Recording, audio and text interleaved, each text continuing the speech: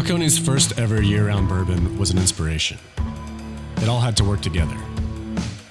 A blend of carefully selected ingredients, Texas-sized pot stills, and creative people determined to find the absolute best way to usher a new whiskey along.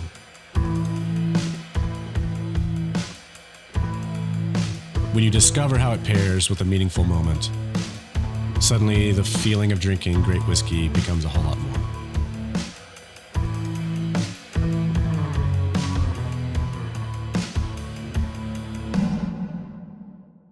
Hey everybody, welcome to this week's episode of Whiskey Neat, spirited conversations with interesting people. I am your host, Kristopher Hart, and this week I sit down with some longtime friends.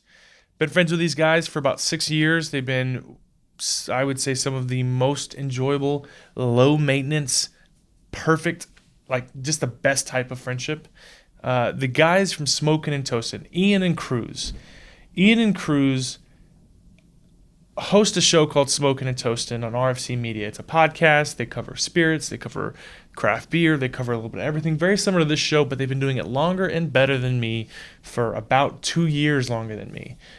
They're coming in on around episode 250. We're on episode 145, I think. So they've been a big inspiration to me for this show and just could not be better guys. So, yeah, this week we sit down, we talk about them, we talk about Smokin and Toastin, we talk about, obviously, Prideful Goat, which has been big on the show lately, and we just catch up. So it was a great episode, a relaxed episode. A disagreement between friends takes place towards the end. Could not be a bigger fan of them. So without further ado, please welcome Smokin and Toastin's hosts, Ian and Cruze. Cheers.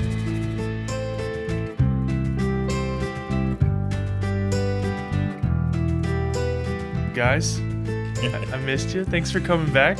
Thank you for having us. us. You guys, have you been on together? Yes. Yes. I remember been on once separately and together. So, well, on this show we don't keep score like some jerks who have cigar lounge in Galveston. I wonder who you could be talking about. Those guys No one cares about that guy. But yeah, I'm glad to have you guys on. I just kind of wanted to have I'll sit down with guests. I'll go into it having to do a lot of homework, or, and then you get the sessions where you got two genuine friends that you've known for many years now, and we can just enjoy each other. And I thought I would love to share a drink, especially during this pandemic, with friends. Well, thank you. It's a kind invitation, and I want you to know that we appreciate being invited, but we're always cool about being a backup, because I know you book a lot of guests, out of town guests, actors, comedians, people like that you've had on the show, and it's been amazing. But I know that sometimes those are the kind of things that fall through at the last minute. So we always want you to feel free to call us if you need to be bailed out for a guest for the show. Cruze, that feels like an accusation. Oh no, no. You guys are not backups. I love you guys. We love that. I'd rather be that second call. Sure. Yeah. What was the guy for the Washington football team this year that was stocking shelves, and then 3 weeks later he was starting against the Buccaneers or something like that? Tyler Heineke or something like that. Sure. Remember the guy's name? Yeah, he was the most popular guy in football for a couple of weeks because he was the backup who was there, who got it done. Sure. So that's how I see us. That's how I envision us. Now, I realize though, it could be a bit of a letdown. I mean, if last week was like a William major H. Macy, comedian, right? Yeah. somebody really funny, and this week it's us. So I did prepare a few jokes. Oh, did you? This has got to be good. I'm excited. Just so I didn't want it to be a lull, from your last show. Well, just you better come correct, because you start throwing jokes. You're the Specs voice guy. I got jokes. I got backup jokes. I mean, for those who don't know, Cruze here. If you've ever been inside a Specs anywhere in the state of Texas, all 200 plus locations, you hear Cruze's voice. That's his RFC Media, right? I mean, that's yeah. And the reason it's me is apparently there've been studies done and my voice drives people to drink more than almost anyone else. I can attest to that. That's why I got hired for that. I was wondering, my mouth was watering. Like, let's get a drink started here. I'm with that. I'm a huge fan of Sagamore. Couldn't have the guy that started the brand. I think founded Under Armour. I mean, this guy really has done some things in his life. Yeah. Cask Strength Rye, Sagamore Spirit. I believe they've been on your show at one point. Sagamore has, yes. Yeah. So I thought we can get started with something a little heavy, get into the jokes, and see where this Something a little goes. heavy. You and Ian are like you're like soulmates, peas in a pod. You. Starting with the heaviest. Well, why start on the light side, right? We usually when I bring in the beers for our show, we start with a blonde ale or a pilsner or something light, and then the second beer will be maybe like an IPA, and then finally something larger. When Ian brings the beers, we start at like 11.8%.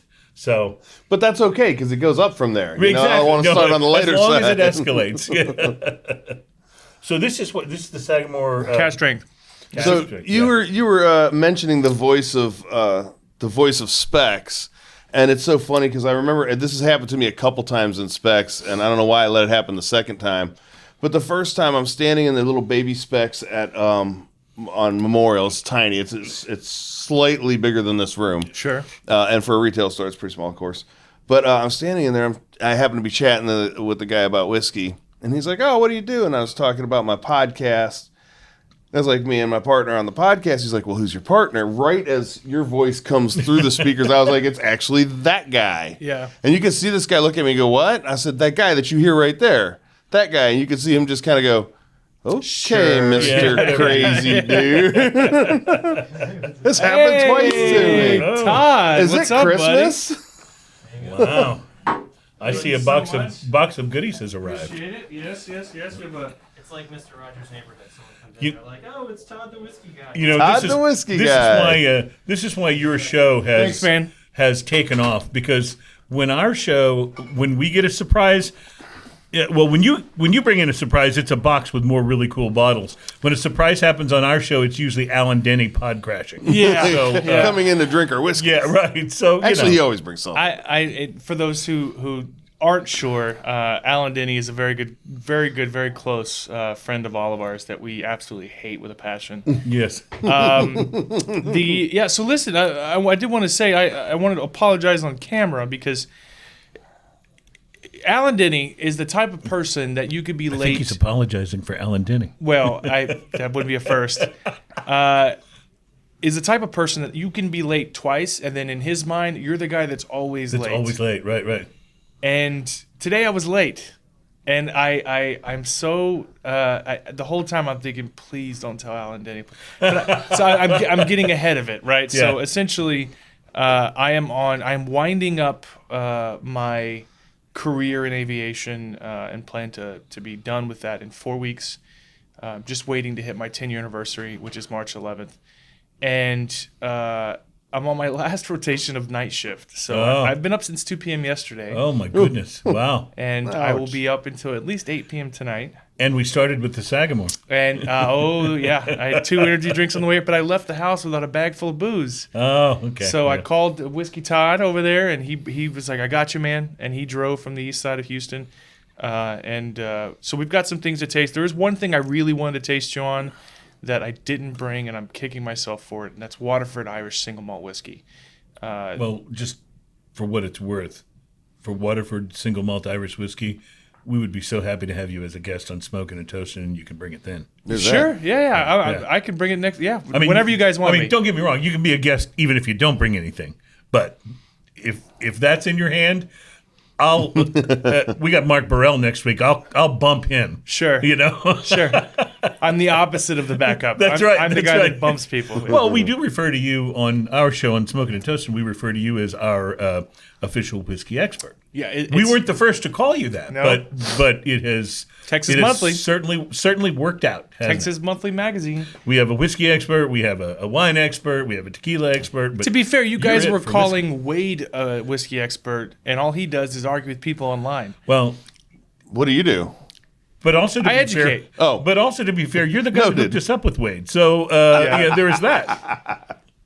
Yeah, we there's we're doing a whiskey 101 class at the end of the month at Gulf Coast Distillery, and it's going to be a bit more involved than Whiskey 101, and they're about to announce it, and they had listed their master distiller Julian and whiskey expert Chris Hart. I was like, let's change that. Say whiskey educator and host of ESPN's Whiskey. Well, whiskey expert's going to get some eye rolls. It's even if I've my WSET certification, so I am somewhat knowledgeable. But this is the one hobby where you just can't say that without someone wanting to roll their eyes. Yeah. Well, we have a lot of fun with it. So it's a lot of fun.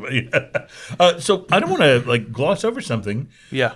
You're basically stepping away from aviation, you said, in a few weeks. Oh yeah. And you're going to be, I guess, doing this.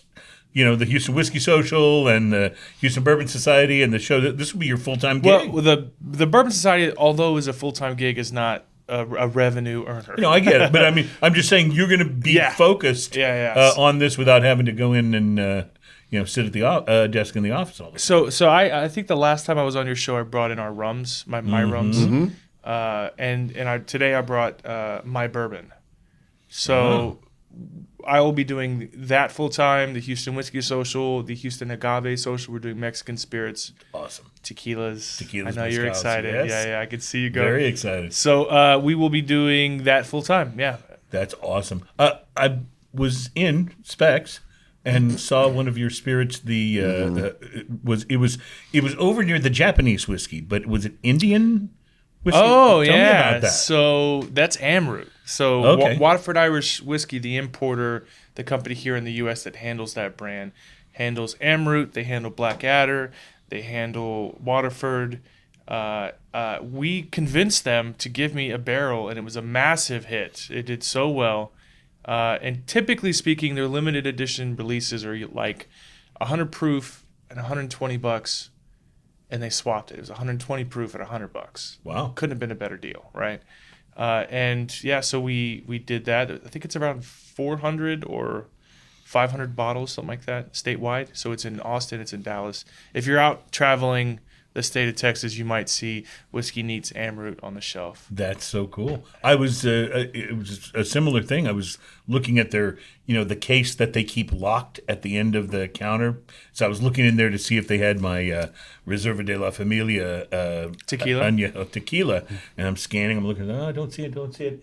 Hey, there's Gregarious Grump. Yeah. So you made it into the locked case, my friend. I did. That either means it gets stolen a lot, or I don't know.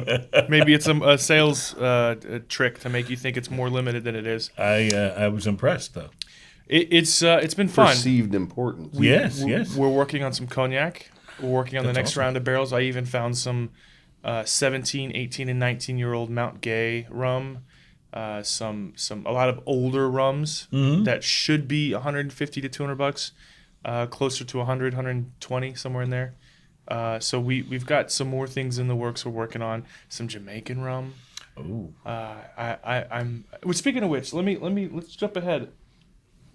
I brought you guys each a bottle. You guys know our friend Greg Doxakis. Yes. Of our plantation rum that we did with them.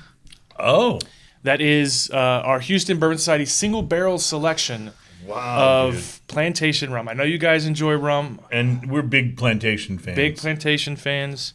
Ian, if you'd like me to hold onto your bottle and bring it to the show. I've learned the folly of that. I've learned the Greg dropped off a bottle of the it was the Isle Fiji. Yeah. And the next time the only time I actually got to taste it is when we went and actually hung out with Greg. Yeah, it never made it to the show. Yeah, well, he never told me about it either. It's 9 years old. Believe that's a blend of Barbados and Jamaica. Both two of my favorite rum locales. Two of my favorite locales. Period. Okay, good point. But the fact that they're so strong in the rum world is doesn't hurt either one of them. No, but this is great. So it's a blend of Barbados and Jamaica. Yeah. So what they did is they filled the barrel, and I'll read you the official description here. So they filled the barrel, a blend of Barbados and Jamaica, 9 years old, in West Indies, from West Indies Rum Distillery in Long Pond. And then 1 year in Ferran acacia casks, which spent so 4.5 years in Barbados, 7.5 years in Jamaica, 3.5 years in let's see here. Oh, and then in Europe, it's been another 3.5 years and 6 months. Yeah, so it's well traveled. It's well traveled, very convoluted, confusing breakdown, but yeah. So that was, and then what we did is we tasted through some samples and picked out our single barrel that we like so much, and that was it. So well, I got to tell you, it's an awesome gift, and I'm feeling a little self-conscious because I think the last time you were on, we gave you a bottle opener.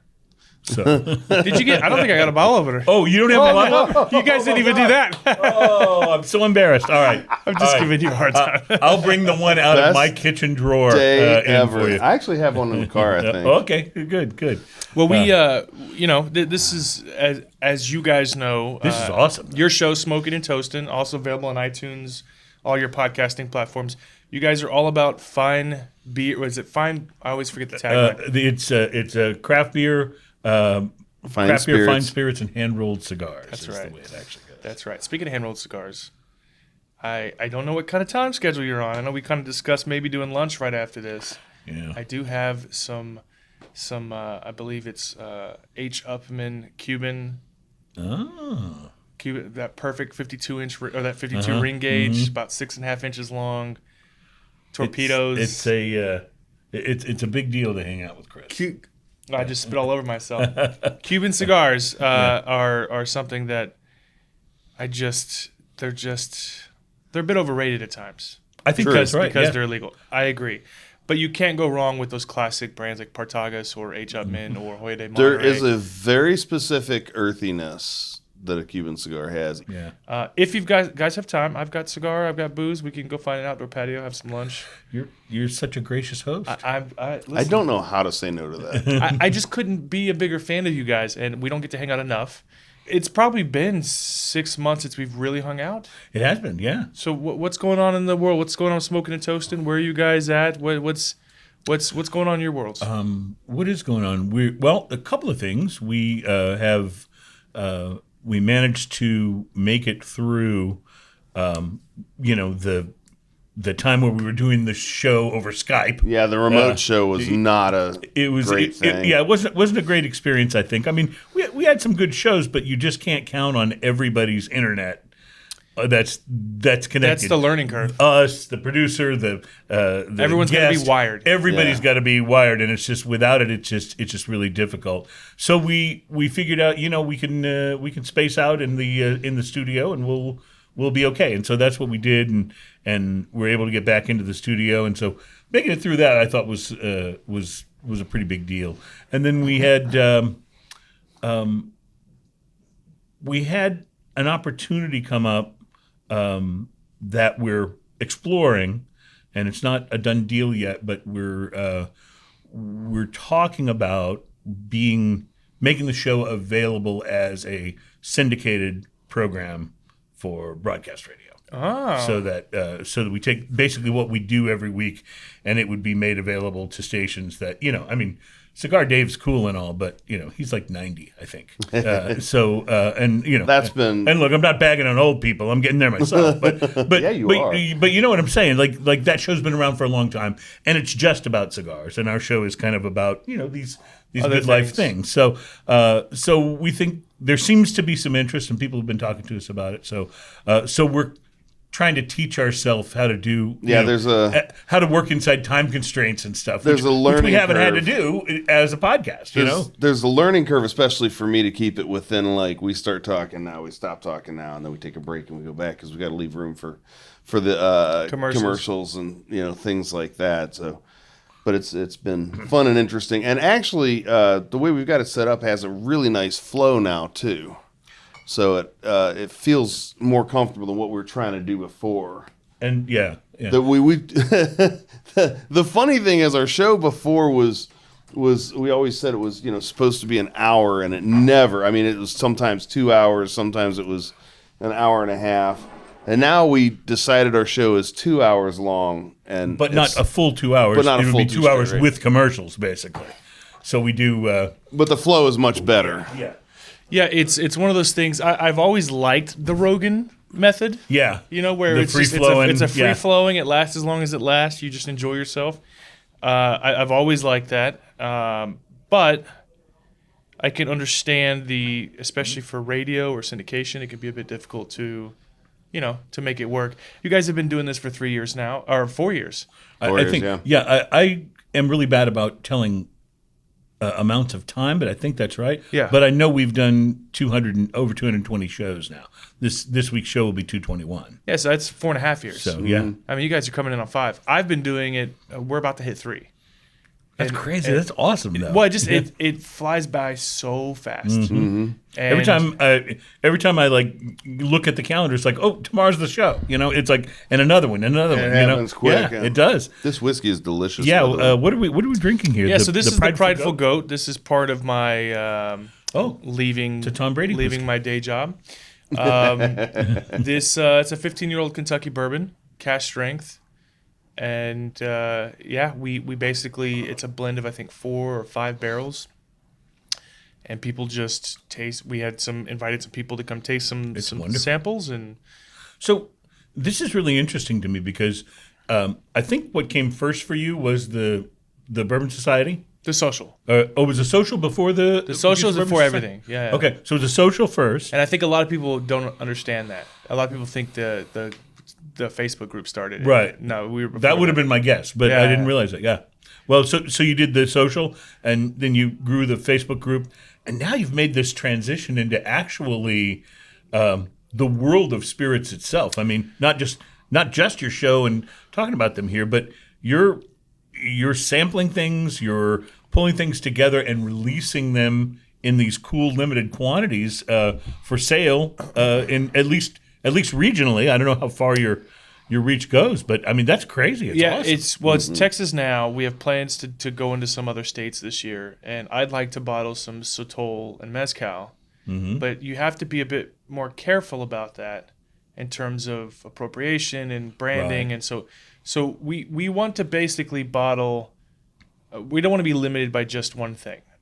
We started with rum, but it was never meant to just be rum. It was always meant to bottle spirits to help, to do in conjunction with the event. But as the event's been put on hold and the world's on fire, we released them anyways.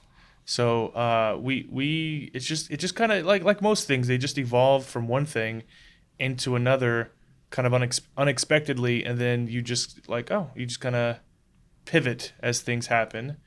And so we're right now. I think this year we'll definitely be doing more goat, younger goat,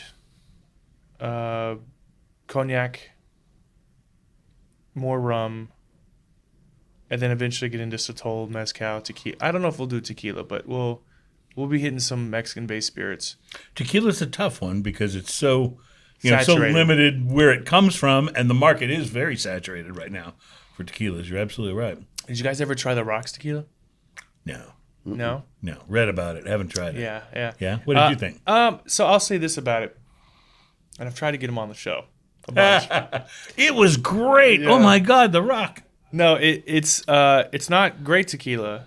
It's bar tequila. Right. I think it's perfect for a bar. It's perfect in large quantities, in the same way that Maker's Mark is, or Right. it's It's a safe choice at the bar when it's you a safe choice. Yeah. And to be honest, I don't sip. I haven't sipped Terramana. I've only used it in things, and I thought it makes a great marg. And I prefer Fortaleza or some other things, but I don't think we'll touch tequila anytime soon. But I mean, things are developing nicely. So it's just very impressive. I mean, you've been able to step into this world that's clearly something that you're such a fan of and enjoy, and it's sort of given you this awesome landing pad after you're stepping away from your other work. It didn't start out that way. Yeah. Oh no, I get it. Yeah, I totally get it. Yeah, it never does. By the way. Speaking And, of which, I still, it's been a year now. I think the first time I made the recommendation that you guys do some beer projects.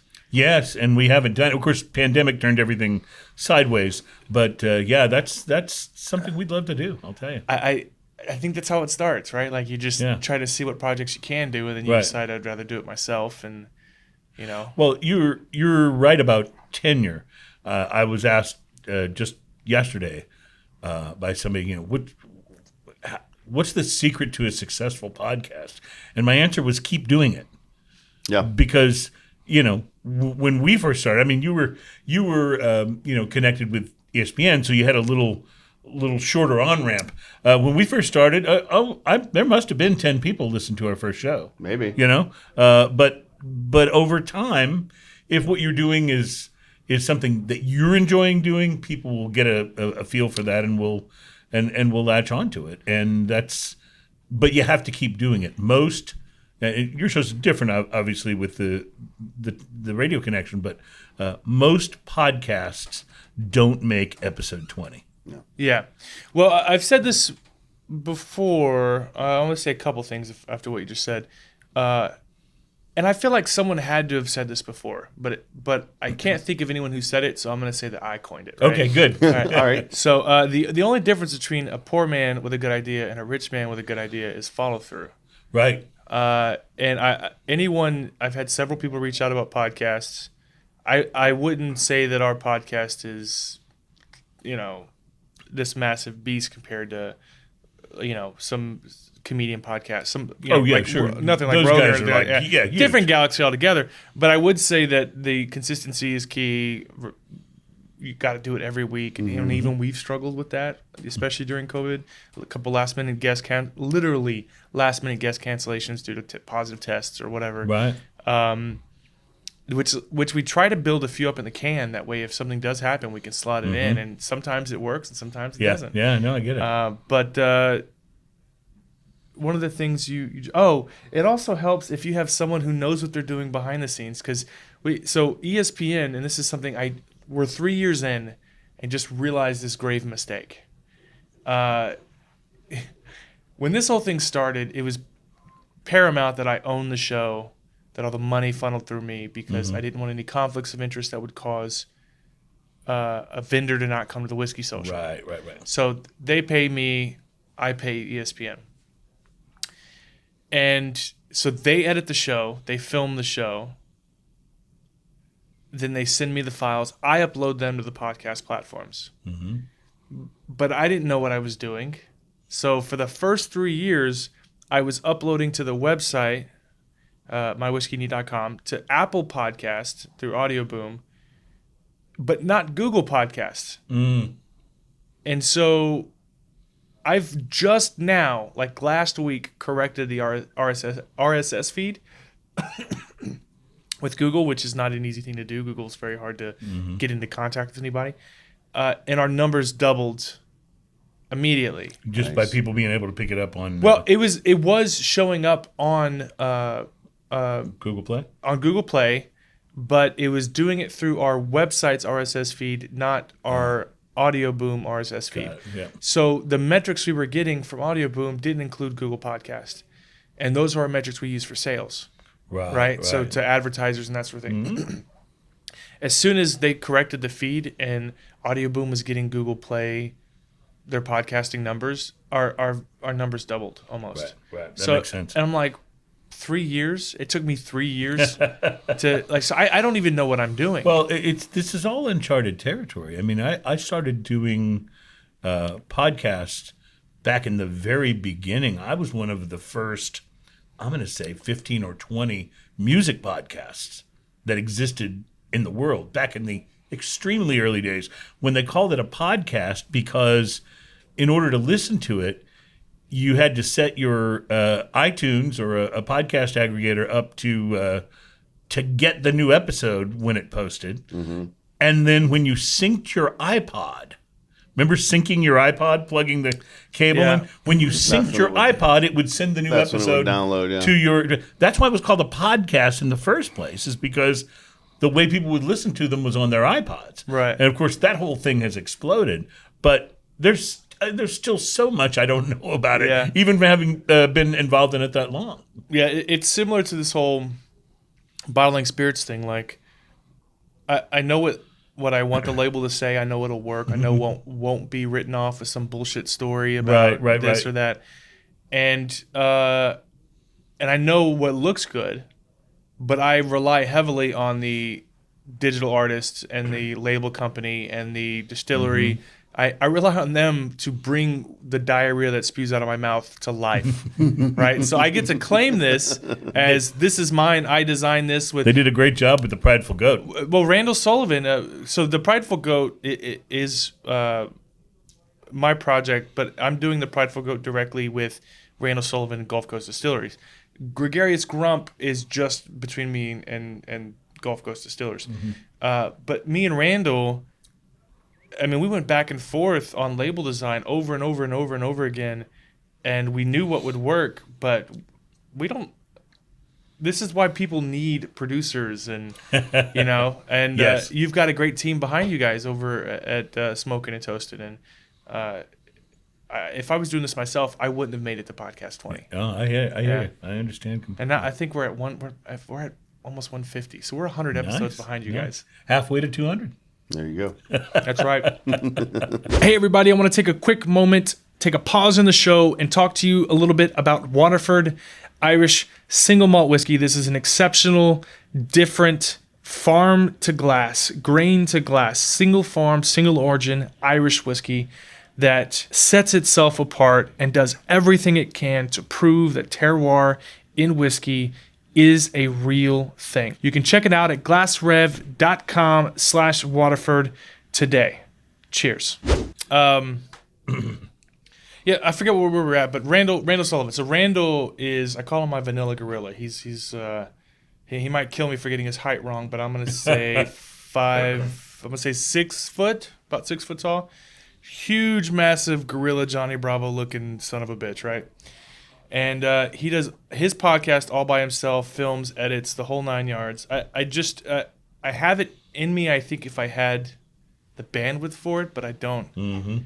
I don't. And I thank Brandon, I thank Jack every week for bringing the show to life. And you guys have, I mean, you're wheels of steel, right? I mean, your son-in-law Adam is on the wheels of steel. Adam is doing it live, right? Yeah. But yeah. I lost my train of thought. What we were talking about before. Well, I'll ask you this. Pandemic has obviously wreaked havoc on small breweries. Yeah. Have the smaller and more boutique distilleries fared any better than the guys on the beer side? No, a lot of them are hurting. I think the numbers might have been exaggerated a little bit, as they tend to be whenever we talk about reports. When we talk about past the point of no return for carbon footprint, and the world's going to be 100,000 degrees within 5 years. I think we tend to, whether it's accidental or on purpose, exaggerate a little bit. When it was first reported, I want to say in June or mid-year last year, craft distilleries, there was some estimation around, I think, 65 or 70% of them wouldn't survive this pandemic. As of now, the vast majority of them are still there. Like I don't think. In fact, the one that's probably hurting the most is here in Houston. It's called KBT. I always forget the abbreviation, but it's out in Katy, and they're having a pretty rough go. But the vast majority of them are still pumping along. I know with craft beer, I know the biggest thing. People are drinking more during the pandemic. Shortage. But the biggest thing, other than the can shortage, the biggest thing was that so many bars had popped up. So in addition to whatever sales they had on premise at some of the breweries, so many bars had popped up where it was important to be carrying cool local craft brands. And when all those shut down or went to limited capacity, it really hurt the sales. The keg sales. Yeah. I would suppose that would have some impact on the distillery side as well? Well, Maybe no, not as much, though. No, because so yes and no, depending on the brand, right? So the historical narrative or the historical mindset for large brands has been you're going to move more product on premise. Mm-hmm. And that's true. Buffalo Trace, Blanton's, all the big guys are pumping Four Roses even, right? They're Four Yellow Roses Label. is on fire. They're pumping liquid through bars at a rate unheard of up to this point. But now what's happened is people are still going to drink, but they're switching from bar drinking to at-home bottle drinking. Mm-hmm. And so instead of selling it by the glass, they're selling it by the bottle in much larger quantities. Because now that it's sitting right there, why don't I just have a morning drink or an afternoon drink or a late night drink? So 5 o'clock somewhere. A lot of distributors laid off a lot of their on-premise reps. Right. But their off-premise reps and liquor stores have seen a massive surge. Well, I know when we've talked to some of the guys from the smaller distilleries and smaller craft breweries, one of the things they're missing in a huge way is the ability to go in and sample in the stores, which there's still some of, but I think it's just not as big a deal. Well, that can mean huge sales for somebody that's got a good tasting product. People come by, sample it, and you sell a couple of cases. I think another thing that's been hurting them in particular is them selling bottles out of their own shop. Yeah. So what a lot of people don't realize, let's say my bottle cost, I'm going to use some very vague round numbers here. Okay. But let's say a distillery bottles a product. Now on the shelf at a liquor store, that bottle is $100. Okay. But they don't sell it to the distributor for $100. Let's say Right. they sell it to the distributor for $45. Mm-hmm. The distributor is going to work off of vague round numbers, add 30% of that to the store. So if it's $45 here, it's now whatever 45 plus 30% of that is to a store.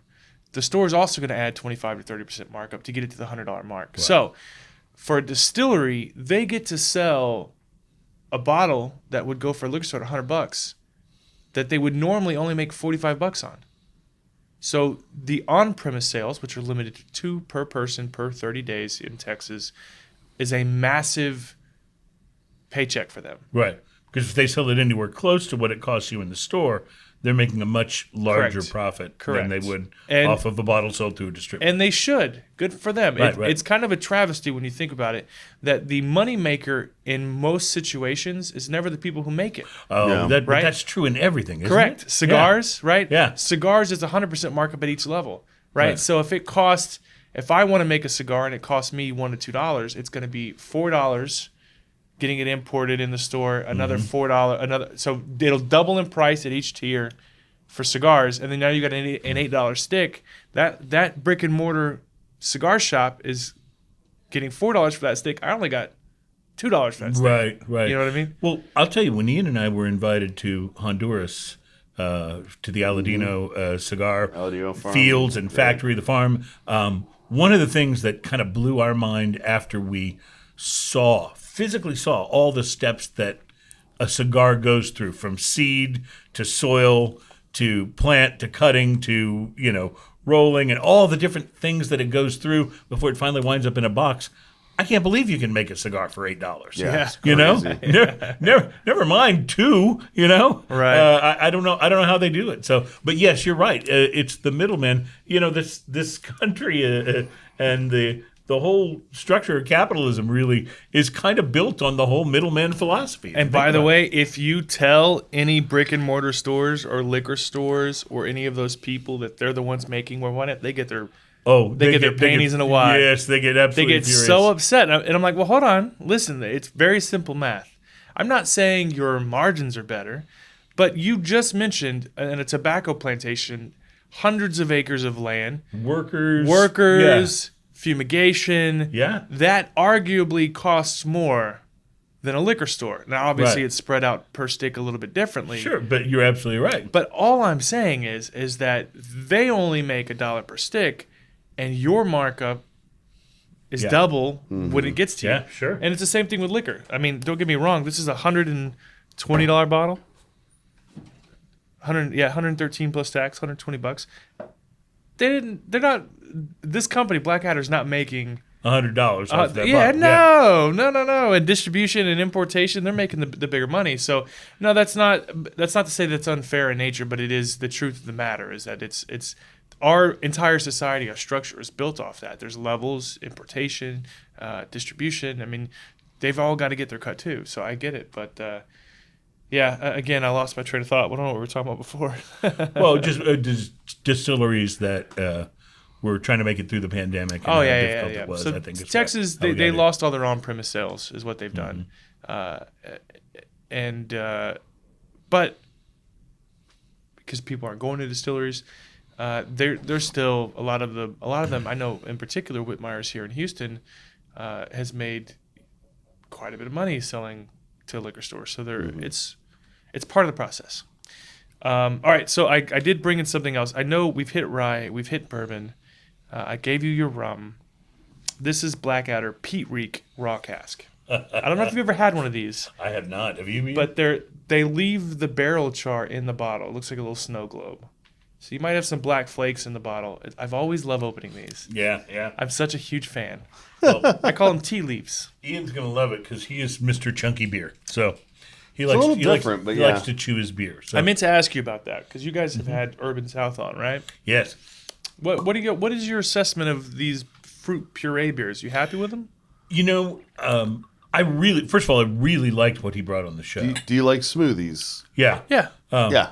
But I will say that of late, I've noticed that when I go into my beer fridge and I'm in the mood for, like a beer, I usually have a beers while I'm washing the dishes late at night. That's my like sort of private beer time. So I'll go to my little beer fridge, and I've noticed that I keep going past the couple of sours and smoothie type beers that I have in there, and then I'm going for maybe a hazy IPA or maybe a Pilsner or a porter or something like that, depending on what mood I'm in. But I've just noticed that the sours and the fruit purees are kind of sitting there longer. So It's just an observation. It could just be I'm going through a phase where Not in the mood for it. I'm not in the mood for them. Yeah. I love sour beers, so they don't last long at my house, even remotely. And I only have one other friend that likes sour beers as much as I do. So those go pretty quick. I reach for an IPA about one in every 15, maybe. Well, you're more of a barrel-aged guy in my book. I do like. I love porters and I love Belgian, and I love that whole side of it, which is the opposite of IPA almost. I love fruity beers, but I don't really reach for like the puree kind of things. Those are like I'll share one with a friend or something like that. But they're good and they're fun a lot of times. I'm looking for the dates here because I want to talk to you about something here. So, let's see, my events. It smells amazing. Events. It doesn't smell so good. So vegetable. Yeah, I was going to say while you're finding that, let me just mention you just took me back to like being like 15 years old in Boy Scouts. Oh my God. And standing over the campfire as we're like putting it out and getting ready to leave for the day. That's what this reminds me of. When you It's get a that- little dirt in your food, we just called that Boy Scout seasoning. Yeah, that's right. But it's so smoky. So smoky and vegetal, yeah. I mean, and of course, Pete is going to be that way, but Pete Reek is a good name for this because it's definitely stronger in the peat category than I'm such most. a massive fan of Blackadder. They don't sponsor the show per se. Their importer, Glass Rev Imports, they do sponsor the show. So this is an unsolicited plug for one of my favorite and most fun whiskeys. Is the raw cask unfiltered Islay single malt Scotch whiskey, 120 proof. And oh my God, it's so beautiful. So February 21st, you being a barrel aged guy, Copperhead Brewery, HBS is releasing their project that we did with Copperhead. Now, Okay. Copperhead's known as arguably one of the most masters of barrel aged beers. They're very well respected. If you were to talk to like the top 100 beer geeks in Houston, and you were to ask them top 5 barrel-aged beers in Texas, breweries in Texas, I would wager that a lot of them, if not the majority of them, would at least put Copperhead in their top 5. It's based out of Conroe. They do something called King of Terrors. King of Terrors is everything they do is very heavy metal-esque, right? And King of Terrors is usually the barrel-aged stout, usually in whiskey barrels. This is their King of Taters. Tater being of taters. Tater being an affectionate term for a whiskey whiskey dork. Right. Wade. Peanut butter barrel aged in Jack Daniel's barrels. Peanut butter stout. So, February 21st, 2 p.m. at the brewery. Sorry, force of habit. At the brewery, Copperhead Brewery on Fraser Street. If you go to Eventbrite, check it out. It's on Facebook. There's a Facebook event for it. Peanut butter barrel-aged stout, imperial stout, 10% ABV. I will be there all day. We'll be outdoors. We'll have cigars. I encourage you to come. And that's on a Sunday. It's on a Sunday. So have you tasted it yet? Or is No. So this will be... No. This will be So exciting. the idea was mine. The execution, like everything else, is someone else. Yeah. Right? So if it's good, it's not my credit. Yeah. Well, Right. But I'm going to take credit. I was But it's gonna not say, my yeah. credit. Yeah. Yeah. So it was my idea to do. We did something a couple years ago called Nice Guy Eddie Coconut Barrel Aged Stout. That was a big success. Very well liked. A little thin, but great. And we tried that. we talked about doing Very a competition who could Yeah. do the better coconut barrel aged stout. And we just decided not to talk shit to another brewery. So we just did a peanut butter barrel aged stout, which I love. Nice. Peanut butter stout. So Yeah. Belching Beaver makes a fantastic one that I'm a big fan of. So if you like the fruit stuff and you like the barrel aged stuff, it might be worth coming. If you guys can put it on your calendars, I'd love to share a smoke with you. Sounds fun. Yeah. Where can people find you? Give me the spiel of where the great Smokin and Toastin guys are at. Wherever great podcasts are sold. No, you can find us on Google. And if you order now, Yeah. How much would you pay? If you can find us on all the usual places: Google Play, Apple Podcasts. If you are if you're a YouTube browser, I call it the YouTube rabbit hole channel. Sure. We do post all of the shows on YouTube, but what's interesting is that Adam, our producer on the Wheels of Steel, has a tendency to go into the shows and he'll take out just a segment. So he'll take out a segment where, let's say, we're tasting Blackadder Peat Reek, and he'll post that, and maybe that's 10 minutes long or 8 Like minutes little clips long. of stuff. Little Yeah. clips from the show. Joe Rogan and a lot of other of course. successful podcasts Yeah. do that. But I wanted to mention that because, the show's, an hour and 40 minutes long, generally speaking, and that can be a little daunting to sit down and watch on YouTube. You know, now you may spend an hour and 40 minutes on YouTube, but you'll probably watch a whole bunch of different stuff instead of one thing. So these little clips are a lot of fun, and they're a good way to that pulls something out of the episode of the show, and yeah, generates it more is content. it is nice though if you're having a romantic evening to put us on in the background, put on the whole show, Right. and then lower the lighting a little bit and have your nice romantic. Yeah, evening. a lot of people have changed up from, say, old Barry White albums to just putting on Smokin' and Your Toastin'. voice. With the I mean, I do that all nothing the gets time. my motor going like the voice from the guy from Specs. See? I'm telling you. Well played. It works. It works. Oh man. Well, I've got but thank you. We are we're very excited, and we do the show live every Thursday at 1 p.m. Central Time on Facebook Live, and we as we like to say at 1-ish sharp. Yes, it's a soft one. Yeah, but generally we're on within a moment or two of 1 o'clock. about 1 o'clock. Yeah.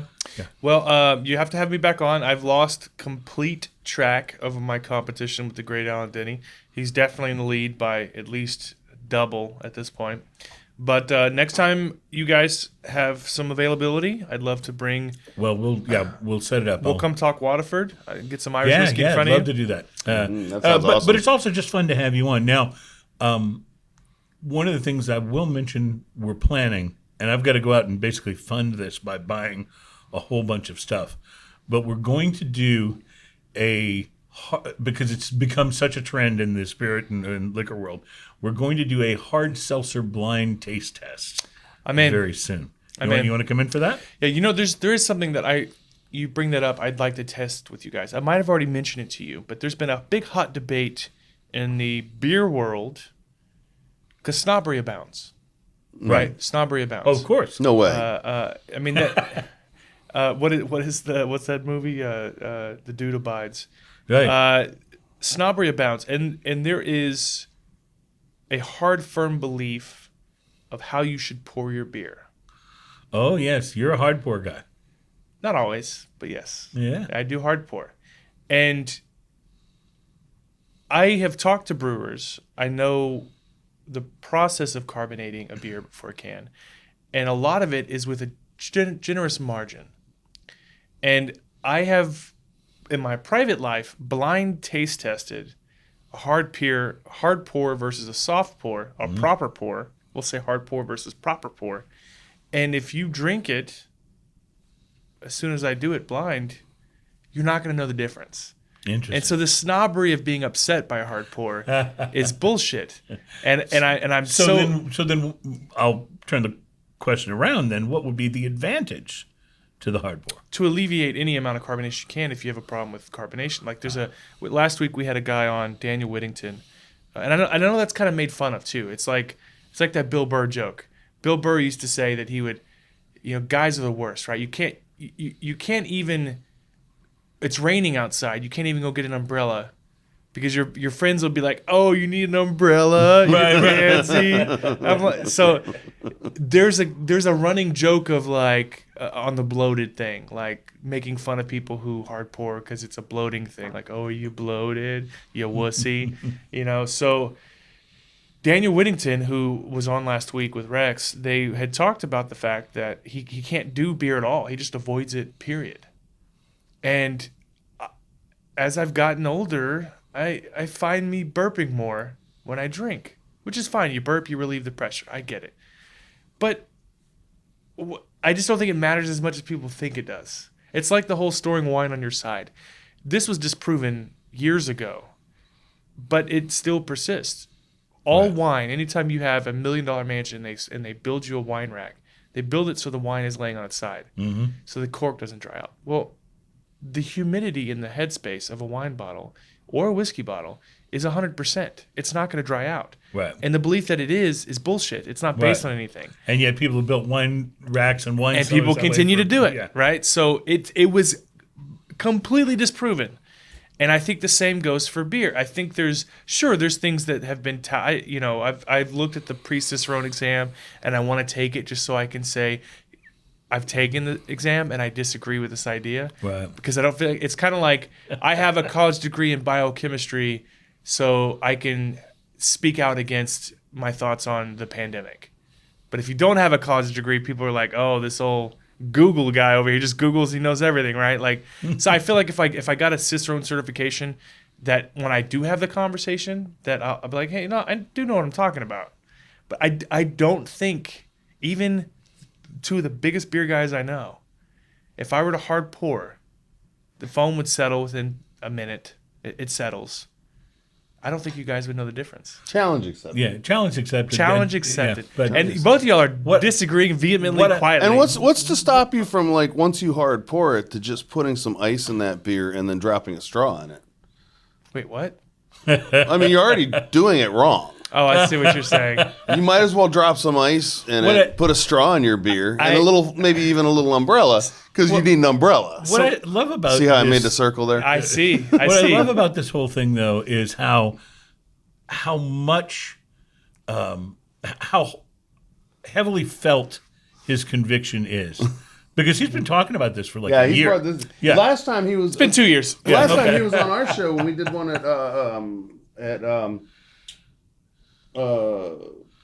was when we did one of those cigar shops. Yeah, one of the cigar shops. He was talking about it, and he was very defensive about it because he was pouring his beer, and he was like, "Okay, guys, let me go ahead and tell you." Well, yeah, I don't remember this.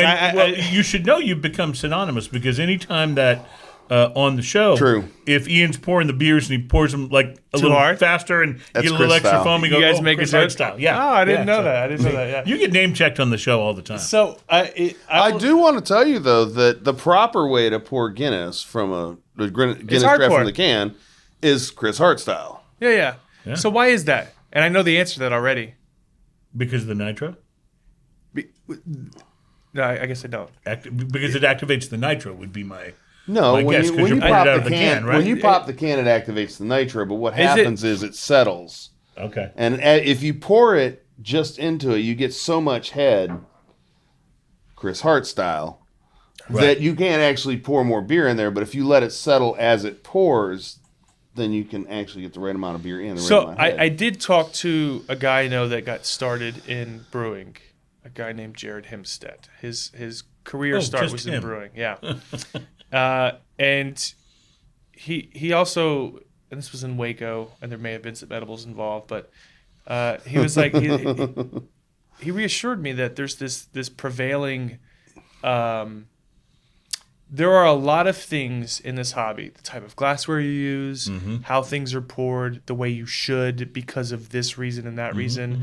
Like there's different shaped beer glass depending on the type of beer. And I'm not claiming to be a whiskey expert. I'm not claiming to be a super taster. I can tell quite a bit blind, and have recently won a weighed blind where I was able to identify things out of 17 or 21 samples or something like that. I'm very confident in that if I can't tell a difference, I'm willing to bet it's negligible. Not that I'm necessarily saying that you can't if I can't. That's not what I'm saying. I'm saying it's pretty damn negligible. I think we tend to, and this was covered last week's episode too, we tie our identity to our knowledge on the hobby we're so passionate about. Yeah, that's true. And because of that, when we take something more seriously than someone else, we're like, this fucking idiot. Right. You know, like we're so quick to write off that person. Well, and that's a good point because, I spent a big part of my career in radio, and the latter part of my career, I spent quite a bit of it in alternative music radio. And there's a very similar kind of snobbery 100%. and elitism. A band is awesome until other people like them, and then they've Green sold Day. out. Right, exactly. Green Day Yeah. in the 90s Yeah. was the shit. Right. Dookie was one of the best albums ever released. And then in 2005, they became this emo teenage goth band type thing. And it's like, well, they're no longer cool. But what you said was... I didn't think they were cool in the first Yeah, place. But but Ian is known Ian for, is so Ian incensed by this known- conversation, he's yeah. not even making eye contact. He's He known- keeps saying, I didn't think it was that great news. I remember when I told Ian that I went to see Chevelle. He wouldn't talk to me for 3 weeks. I love Chevelle. Yeah, I do too. But anyway, my point is that what you did. Flips the table over. I can't What's work your like stance this. on Taking Back Sunday?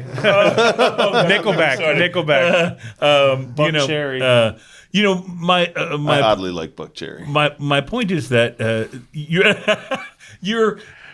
you're absolutely right. When this is a hobby or an interest that somebody feels very vested in, Correct. it's so easy to become very opinionated. And I used to say back when I was doing the alternative radio thing, I used to say like what you like. Yeah. That's so much cooler than liking or not liking something because of all these other reasons. People- And I think it's the same with spirits and with beer. I like my beer cold. I like my beer colder than you're supposed to drink beer.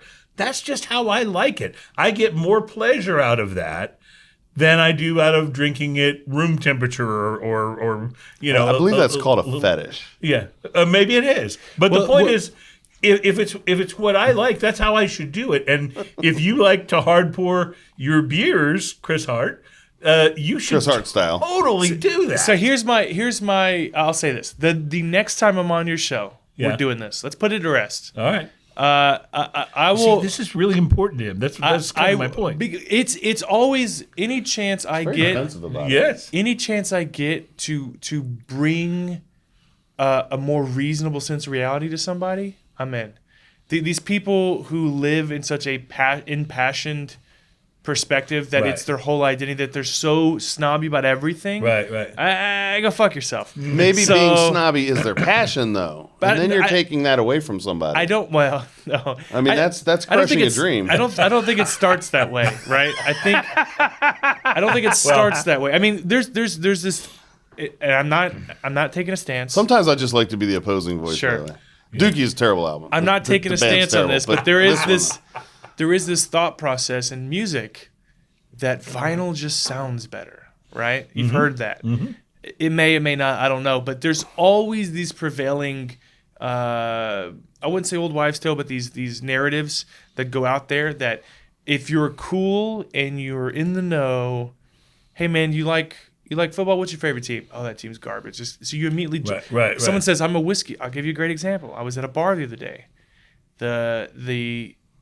I knew someone who worked at the bar, and that someone told the waitress, "That's Chris Hart." As much of a douchebag as I sound right now, he's a whiskey guy. She's like, "Oh, I'm a whiskey girl." So she came over to me and was telling me that bourbon had to be made in Kentucky, and that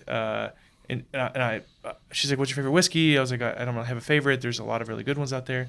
And she was saying a lot of stuff that I know was not true, and she was being very judgy, Very emphatic about it. Yeah. very emphatic, and very wrong in what she was saying. Jack Daniels isn't bourbon, just all these different things, right?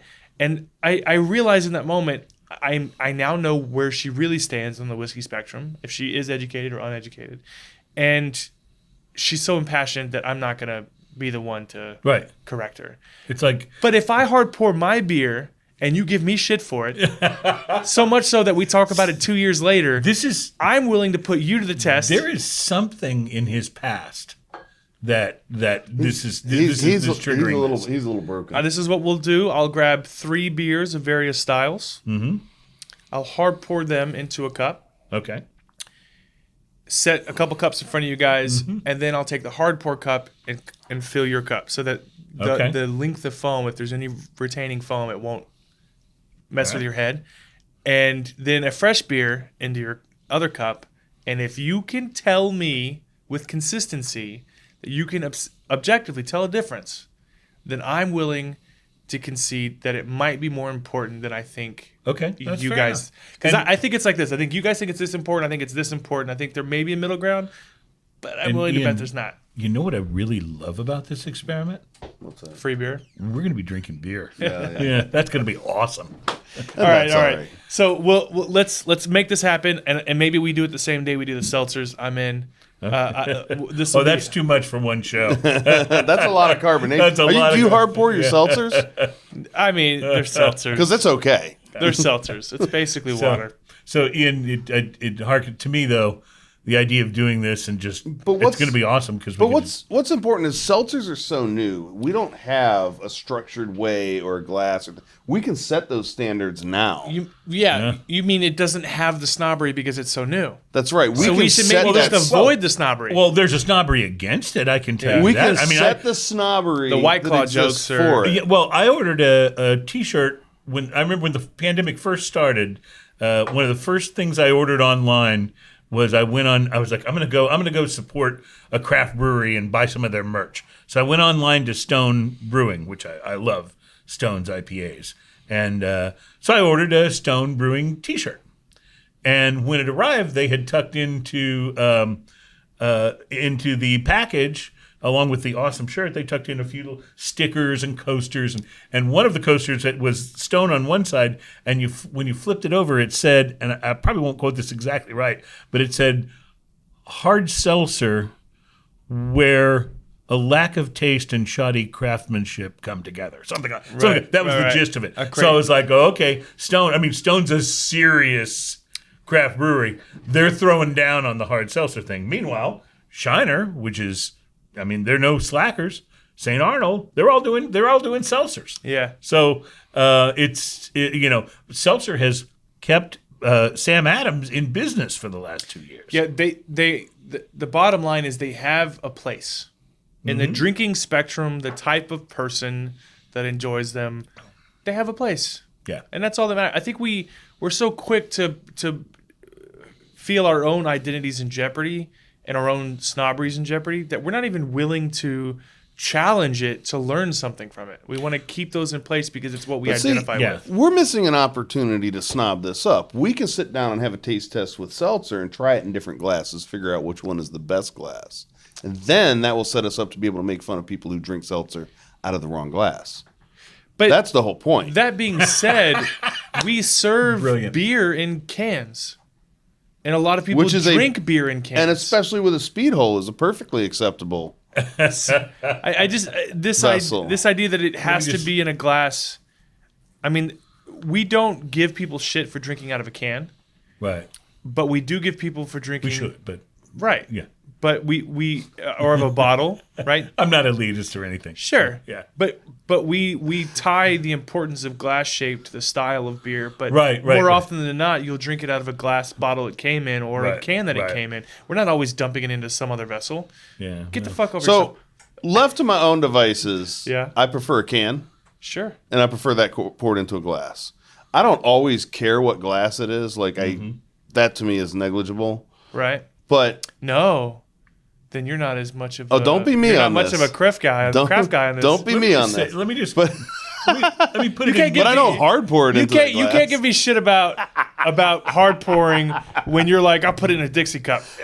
But It's the same level of snobbery. Let me just try to put a bow on it here. Okay. Okay? To drink what you like. Try new things. Go back to what you like. It's the same with music. I am thrilled as a music lover to live in a world where I can't stop listening to the new Steven Wilson album because it's so fucking amazing. But I also will probably listen to Harry Styles' Watermelon Sugar in the car on the way home. 100%. Because it's an awesome throwaway pop song. As a father to teenage daughters, I'm with you 100%. Harry Styles is seltzer, and Steven Wilson is, that cask-conditioned bottle that you've been saving for a long time to share with your friends. I love both of those things, and I love living in a world where we have such great access to that on a musical level and when it comes to spirits and beers and stuff too. So listen to what you love, drink what you like. It's a great world out there. Reasonable stance that I can't disagree with. So just to recap, Cruze is right, Ian is wrong, and we'll see you guys next week. all right, so we're gonna try beer with ice and a straw. Like, This is that's how just we gonna be end a thing. our Why show. don't we drink it that way? That's the new ending for our show. Cruze is right, Ian is wrong, and we'll see you next week. Yeah, we'll see you next week. Giving us a new close. I love it. All right, guys. Well, listen. Thank you guys so much for coming. you. We'll wrap this up. I'll do an intro real quick, and then we'll go get some lunch and cigars. Awesome. So while I'm doing the intro, you want to figure out where we're going that has a place we can smoke. I don't know what time it is. I've got a call. Yeah. Well, just figure it out. If you can't do it, then don't worry about it. But I've got the cigars if we can. That means I would leave you with this guy. Oh, I love the guy. He can be wrong by himself. All right, guys. We'll see you later. Thanks.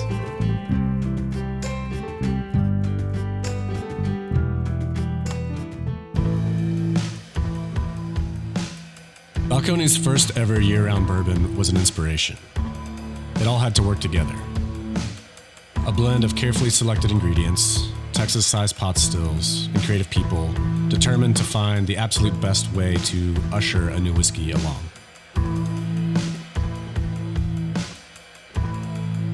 When you discover how it pairs with a meaningful moment, suddenly the feeling of drinking great whiskey becomes a whole lot more.